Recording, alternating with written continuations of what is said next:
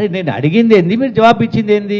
మీ 10 సంవత్సరాల కాలంలో చేసిన అప్పులు, మీరు మిగిలిచ్చిపోయిన బకాయిలు కలిపి 8,21,00,000 ఫైనాన్స్ డిపార్ట్మెంట్ అధికారిక లెక్కల ప్రకారం దేనికి ఎంతెంత ఎప్పుడు పంపిస్తే మీరేం చేసిండ్రు? దానిలో మేము ఇంతే అని పంపించారు. అయితే మీరు కార్పొరేషన్ ద్వారా తీసుకున్న అప్పును ఇది మా ప్రభుత్వం చెయ్యలేదని మళ్ళీ చెప్తే, మీరు కార్పొరేషన్ దేని తీసుకున్నారు? కాళేశ్వరం కార్పొరేషన్ మీద అప్పు తీసుకున్నారు. కాళేశ్వరం కార్పొరేషన్ పైన ఏం చేసింది? కాళేశ్వరం అప్పు తీసుకుని కాళేశ్వరమో పాలమూరు ప్రాజెక్టు, ఇరిగేషన్ ప్రాజెక్టు కట్టిండ్రు. ప్రభుత్వం అప్పు కట్టదు, కాళేశ్వరం ప్రాజెక్టు కార్పొరేషన్ కట్టదు అన్నారు. కాళేశ్వరం కార్పొరేషన్ కు ఆదాయం ఎక్కడిది?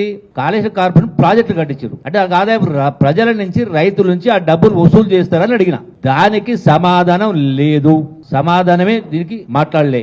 అట్లాగే మంచినీటికి సంబంధించి మిషన్ భగీరథ పైన సుమారుగా 40,000 కోట్ల రూపాయలు అప్రాక్సిమేట్లీ, సబ్జెక్ట్ టు కరెక్షన్.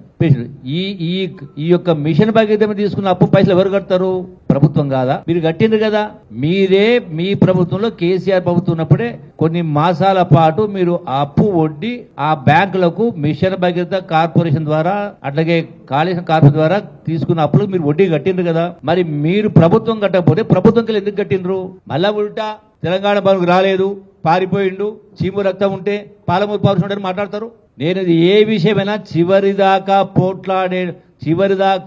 ఏ అంశమైనా వదిలిపెట్టను కాదు, కట్టుబడి ఉండటోని. నా లెక్కలు కరెక్ట్ కాకపోతే మళ్ళీ పదే నేను దీనికి కట్టుబడి ఎందుకు చెప్తున్నా?